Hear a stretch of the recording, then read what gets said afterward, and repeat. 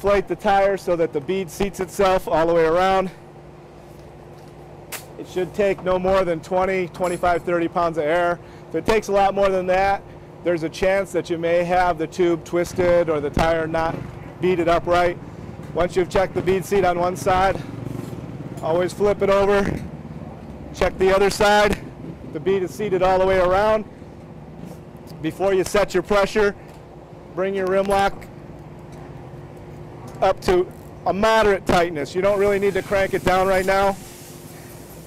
Just a little bit. You don't want to final your tightness until you've set your pressure, because there's a chance that the tire might need to unseat, roll itself around a little bit as you reduce the pressure. Get yourself a good gauge. We're working with 12 to 15 pounds of air pressure, so even 1 pound is almost 10%. 10% is a big adjustment. If you don't have a very accurate gauge and you're off a pound or something, that's pretty critical when you're talking about only 10 to 12 pounds. Lower your pressure down. Generally, when we give them back to the team, we send them back with about 15 pounds of air in them. We let the mechanic make the final adjustment depending on the weather and the track conditions.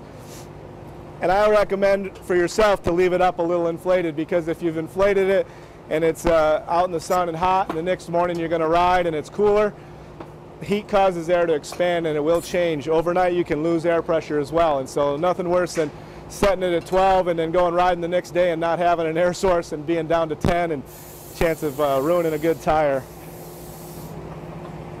Come back, tighten your rim lock.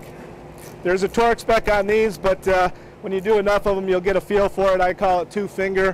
What you can do with 2 fingers is about all that it needs. When tires move and stuff like that, rarely does a tire move because of the rim lock.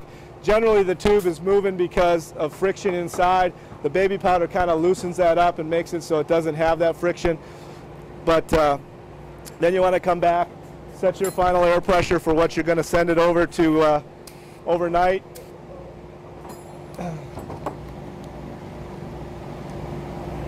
Some wheels have the rubber boot, some wheels just have a nut. The nut's not really a locking nut. You want to keep that valve free. It's one of the reasons why some wheels have the bigger hole, so that that valve can go back and forth. The last thing you want to do is lock that nut down onto the rim, because then when the tube does move inside, you can't tell from the outside that it's done that, and then you'll tear the tube right out of the valve. Use a good air cap.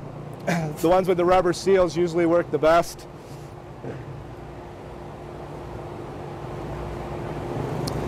That's all there is to it.